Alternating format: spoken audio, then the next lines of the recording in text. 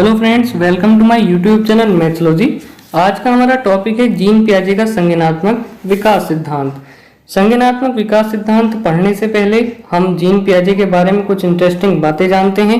Gene पियाजे का जन्म 1896 ईस्वी में हुआ था और इनकी मृत्यु कब हुई थी? 1980 ईस्वी में। देखिए, जीन पियाजे स्विट्जरलैंड के जीव वैज्ञानिक थे या कह दीजिएगा मनोवैज्ञानिक थे। पियाजे ने जो अपने बाल विकास का अध्ययन किया था वो छोटे छोटे बच्चों पर किया था और अपने अध्ययन का प्रारंभ जो है अपनी तीनों संतानों से ही प्रारंभ किया था। और इनके बारे में इंटरेस्टिंग बात यह है कि इन्होंने मनोवैज्ञानिक बनने के लिए किसी भी अध्ययन के उपक्रम को संपन्न नहीं किया। अर्थात जिस प्रकार एक डॉक्टर बनने से पहले डॉक्टर से रिलेटेड कोर्सेज करने पड़ते हैं जैसे MBBS, MD, तो उसी प्रकार मनोवैज्ञानिक बनने से पहले अध्ययन करना पड़ता है, लेकिन उन्होंने नहीं किया। फिर भी मनोवैज्ञानिक अन्वेषण करने वाले विद्वानों में उनका नाम क्या है? सबसे आगे है। ठीक है, अब बात करते हैं संज्ञानात्मक विकास सिद्धांत की। जीन पियाजे ने बच्चों के संज्ञान या कह दीजिएगा ज्ञानात्मक या मानसिक विकास का अध्ययन किया। उन्होंने उसकी 4 अवस्थाएं बताई।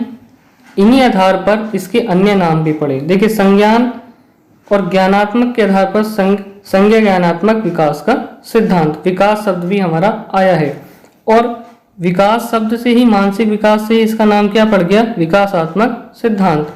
इसकी 4 अवस्थाएं बताई तो इसलिए इसे अवस्था का सिद्धांत भी कह दिया गया। अब विकास और अवस्था 2 शब्द आए हैं तो इसे विकासी अवस्था का सिद्धांत भी कह दिया गया है। तो ये इसके अन्य नाम भी हैं। मुख्य रूप से हम इसे संज्ञानात्मक विकास के सिद्धांत के नाम से ही जानते हैं। अब संज्ञानात्मक विकास का सिद्धांत, देखिए, इन्होंने इसे 2 भागों में ब्रेक किया, तोड़ा। इन्होंने कहा कि ये संगठन अनुकूलन में इसे तोड़ दिया और अनुकूलन की भी 2 उसमें तोड़ दिया, आत्मसातीकरण, विशिष्टीकरण। अब हम इसे समझते हैं कि संज्ञान क्या है, संगठन क्या है, अनुकूलन क्या है, अनुकूलन के अन्य 2 भाग क्या है। देखिए, संज्ञान का जो अर्थ है वो ज्ञान का सबसे सर्वोच्च बिंदु, ठीक है, संगठन, प्रत्यक्षीकृत एवं बौद्धिक सूचनाएं प्राप्त करना। अनुकूलन क्या है हमारा? पूर्व ज्ञान और नवीन ज्ञान के मध्य संतुलन बनाना। आत्मसातीकरण, नवीन ज्ञान प्राप्त करना और विशिष्टीकरण क्या है? नवीन ज्ञान का विस्तार करना।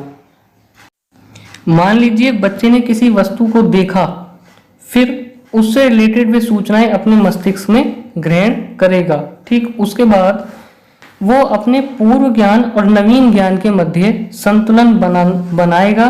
मान लीजिएगा उसने फूल देख लिया और फूल में भी क्या है? कमल का फूल।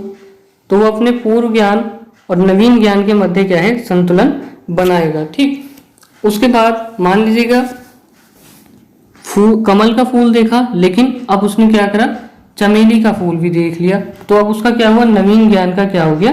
विस्तार हो गया। ये हमारे अब बात करते हैं संज्ञानात्मक विकास के प्रमुख चरण। तो संज्ञानात्मक विकास के चरण जो जीन पियाजे ने बताए वो 4 चरण बताए हैं। संवेदना गामक अवस्था, पूर्व संज्ञ क्रियात्मक अवस्था, मूर्त संज्ञ क्रियात्मक अवस्था और जो हमारा 4th है वो है औपचारिक संज्ञ क्रियात्मक अवस्था। जो हमारी संवेदना गामक अवस्था चलती है वो जन्म से 2 वर्ष तक चलती है।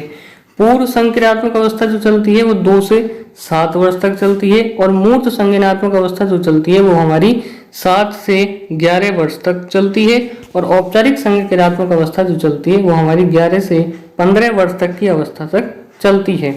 अब हम इसके बारे में डिटेल में पढ़ेंगे। पहली अवस्था हमारी संवेगात्मक गामक अवस्था। देखिए, ये जो हमारा शब्द बना है 2 शब्दों से बना है, एक तो संवेदना और एक गामक। संवेदना क्या होती है? संवेदी समझ। संवेदी समझ, संवेदी मतलब आंख, नाक, कान के द्वारा जो ज्ञान प्राप्त होता है वो क्या होती है? हमारी संवेदी समझ। और गामक क्रिया क्या होती है? हमारी शरीर के द्वारा की गई क्रिया। ठीक है, ये जो है ये जन्मजात भी होती है या इसे अर्जित भी किया जाता है। एक बार मैं दोबारा पढ़ा देता हूँ। अवस्था है हमारी संवेदनात्मक गामक अवस्था, 2 शब्दों से मिलकर बनी है, संवेदना और गामक। गामक का मतलब शरीर के द्वारा क्रिया, जैसे लिखना या किसी चीज को पकड़ना, ठीक है, या खेलना। और संवेदना क्या है? हमारी संवेदी समझ मतलब आंख, नाक, कान के द्वारा जो हमें ज्ञान प्राप्त होता है। अब पियाजे ने बताया कि जो बच्चा जो है, छोटे छोटे बच्चे ने मस्तिष्क से ज्ञान प्राप्त होता है, उसके लिए उन्होंने नया शब्द बताया, स्कीमा। ठीक है, स्कीमा क्या है? शरीर द्वारा की जाने वाली क्रियाएं जो मस्तिष्क से जुड़ी हुई रहती हैं वो क्या कहलाती है? स्कीमा कहलाती है। दूसरी अवस्था हमारी आती है पूर्व संक्रियात्मक अवस्था। अब इसे पूर्व संक्रियात्मक अवस्था क्यों कहा गया? क्योंकि इसमें बच्चा मूर्त रूप से चिंतन नहीं कर पाता है। मूर्त रूप का अर्थ है जो हमें स्पष्ट दिखाई देता है।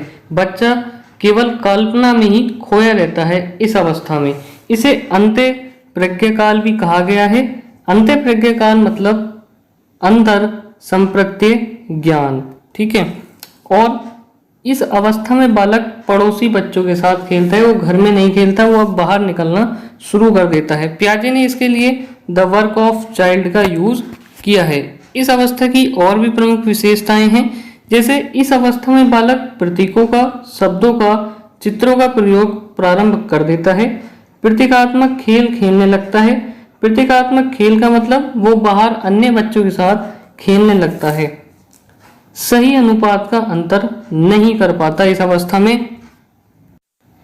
सही अनुपात से तात्पर्य, मान लीजिएगा बच्चों के सामने या बच्चे के सामने 1 किलो रुई रख दीजिएगा और 5 किलो लोहा रख दीजिएगा, और जब आप उससे पूछोगे कि कौन सा भारी है तो वो 1 किलो रुई को भारी बताएगा, क्योंकि वो वस्तु को देखकर अनुमान लगाएगा, उसे स्पष्ट नहीं पता कि क्या चीज भारी है। या दूसरा उदाहरण ये ले लेंगे कि 2 बीकर लिए और उसमें हमने क्या करा? कंकरीन भर दी।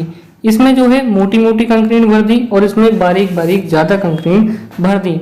लेकिन क्या है, अगर हम बच्चे से पूछें किसमें कंकरीन ज्यादा भरी हुई है तो बच्चा इस वाले बीकर में बताएगा, जबकि असली बात यह है कि इसमें ज्यादा कंकरीन भरी हुई है, क्योंकि बच्चा चित्र को देखकर बताएगा कि ये पूरा भरा हुआ है, इसलिए वो इसमें बताएगा कि इसमें ज्यादा कंकरीन भरी हुई है। तो इसमें सही अनुपात का अंतर भी नहीं लगा पाता।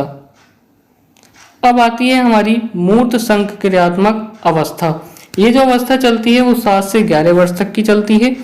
अब जो वर्ग पिछली अवस्था में नहीं हुआ वो इसमें संभव होता है। देखिए इसमें क्या है, तर्क यानी तार्किक चिंतन भी करने लगता है और वस्तु को देखकर चिंतन भी करने लगता है, मूर्त चिंतन भी करने लगता है। सही अनुपात का अंतर भी कर लेता है। अब वो क्या है, लोहे को भारी बताएगा ना कि रुई को। अब वो उस बीकर में कंकरीन ज्यादा बताएगा जिसमें ज्यादा भरी हुई है।